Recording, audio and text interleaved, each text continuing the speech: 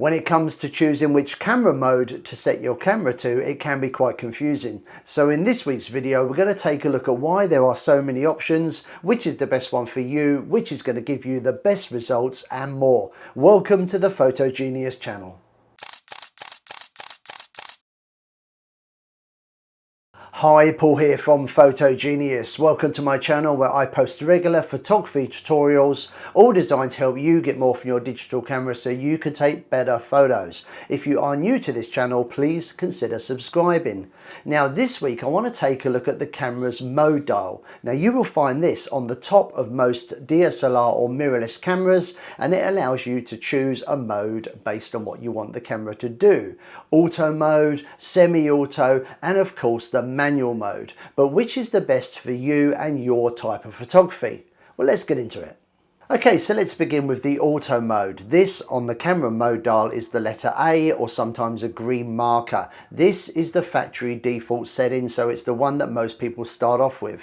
Personally, I don't like to use it because it means the camera's doing all the work for you, which means you can make no creative decisions. Your camera effectively is a point and shoot camera, and I think we can do better than that. Now some cameras will also have what are often called C modes. These may include portrait, landscape, macro, sports and even night photography. But just like auto, you have no control over the camera settings. Now anything your camera can do in the auto mode, you can almost certainly do better yourself by taking control of the camera and using what are often referred to as the creative modes. These are found on the mode dial. They allow you to take control of the camera, tell it what to do, so you can get the results that you want. The creative modes include manual, aperture priority, shutter priority and P for program. Now it is worth noting that with some cameras like this Canon for example, aperture priority is actually marked as AV on the dial and shutter priority is TV. Now as you can see, this Fujifilm camera may not have a mode dial, but that doesn't matter. If I set the shutter speed to auto, I'm able to choose and change the aperture. So this is effectively shutter priority. But if I set the aperture ring to A for auto, I can now adjust the shutter speed. This is effectively shutter priority. Now the moment you get out of the auto modes, you're going to unlock camera functions that you couldn't use previously. Things like adjusting shutter speed, size of the aperture in the lens, and also something called ISO are incredibly important. These three things make up what is often referred to as the exposure triangle. They will affect how bright or dark your image is, often called exposure, but also allow you to make creative decisions so you get the results that you want. Okay, let's take a look at the program mode. Now this is the letter P on the mode dial, and in this mode, which is great for beginners, the camera actually looks after the aperture and shutter speed for you. You can change the ISO, but you can also change the combination of aperture and shutter speed simply by turning the dial on the camera.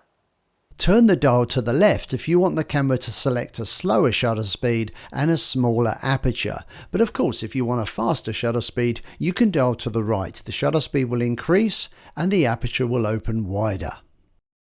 Another advantage the program mode has over auto is you will be able to change exposure compensation. Using this, you can make your picture brighter or darker.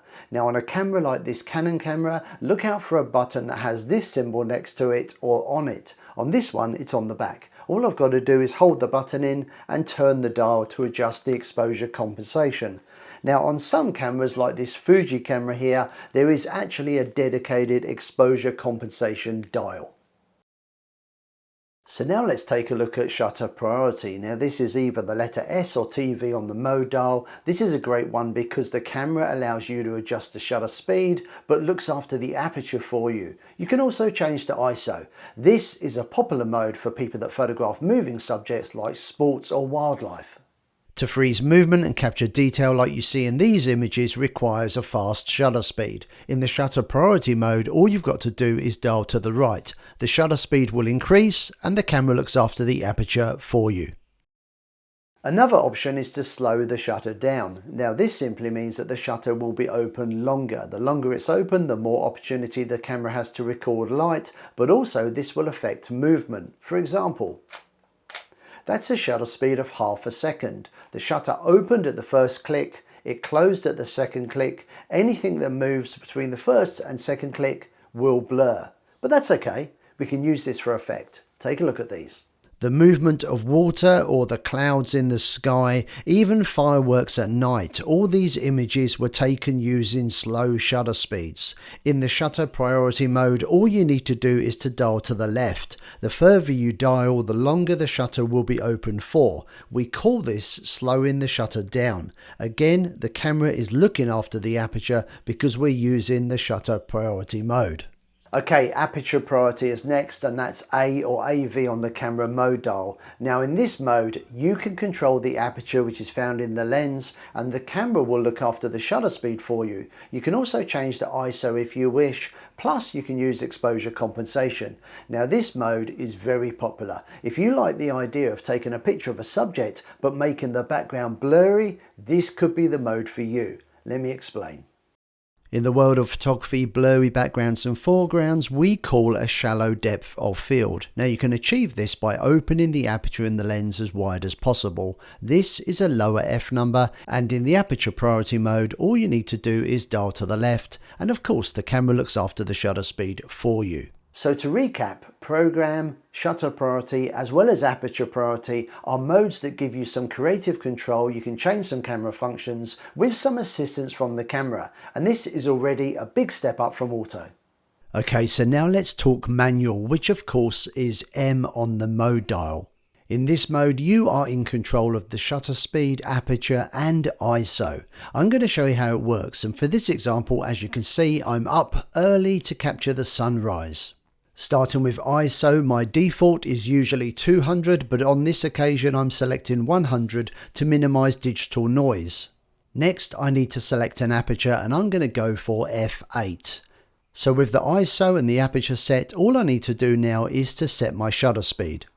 So keeping an eye on the camera's light meter, I start adjusting the shutter speed until the meter is balanced at the 0.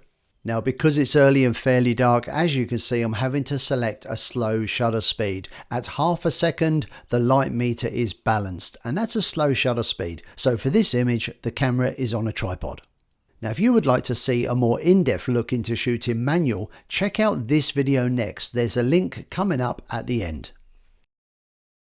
Now the order in which you do things is completely up to you, but is probably best based on the subject you're shooting and the look you're after. So as an example, if I'm photographing a moving subject, then because movement is affected by a shutter speed, I'm probably going to think about my shutter speed first and my aperture second. But if I'm photographing a person for a portrait, I might want the person to be sharp and the background blurry. Then I know that the background blur depth of field is affected by aperture. So this time I might be thinking about my aperture first and my shutter speed secondary. But it's entirely up to you. Now when I'm hosting photography courses and workshops here in Brisbane, I encourage my group to use the manual mode because it's a great way of learning. It forces them to think about three things: aperture, shutter speed and ISO. But it's not for everybody, and don't let anybody tell you that anything outside of manual is cheating, because it absolutely isn't true. I know of many professional photographers who like to use the program modes. They're there for a reason. So use the camera mode that suits you best. So I really hope you've enjoyed this week's video, and if you did, you can really help me out by giving it a thumbs up. All you've got to do is click on the like button. You'll find it somewhere down here. Also consider subscribing if you're not already subscribed and you would like to see more videos from me. That's about it, other than to say thanks again for watching, and I hope to see you again sometime soon. See ya. Bye.